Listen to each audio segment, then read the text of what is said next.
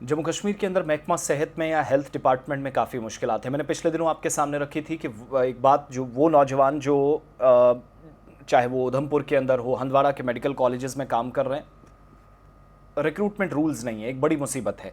इसी तरीके से रजिस्ट्रेशन का जो प्रोसेस है, इसमें काफ़ी परेशानियां हो रही हैं और सैकड़ों जो अलाइड हेल्थ केयर वर्कर्स हैं, ग्रेजुएट जो आप कह सकते हैं जिनको रोज़गार चाहिए, वो रोज़गार से महरूम हैं। और स्टूडेंट्स का इल्ज़ाम है कि 6 महीने से रजिस्ट्रेशन का अमल शुरू नहीं हुआ, मुलाजमत का मौका एक तरह से ज़ाया कर दिया गया है और फौरी कार्रवाई का मुतालबा सकीना इत्तू साहिबा से किया जा रहा है।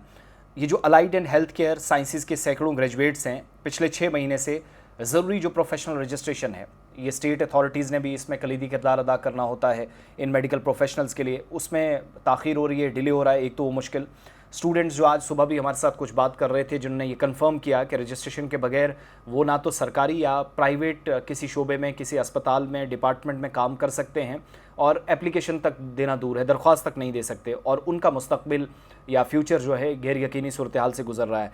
कुछ स्टूडेंट्स ने मुझे ये भी बताया कि अपनी डिग्रियां उनने मुकम्मल कर ली हैं, लेकिन Jammu Kashmir state allied and health care council की तरफ से रजिस्ट्रेशन का प्रोसेस शुरू ही नहीं किया गया है। बहुत लंबा इंतज़ार हो रहा है।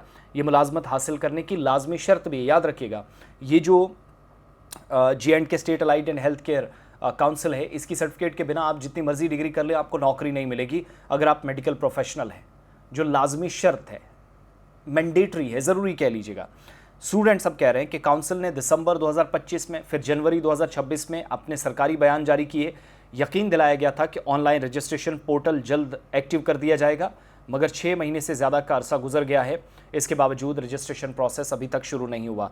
इस ताख़ीर के बायस क्या हो रहा है कि सैकड़ों जो एलिजिबल ग्रेजुएट्स हैं, रोज़गार जिनको मिलना चाहिए, वो रोज़गार से महरूम हैं, जो सरकारी इदारों में हेल्थ वर्कर्स की कमी को भी दूर करने का काम करते।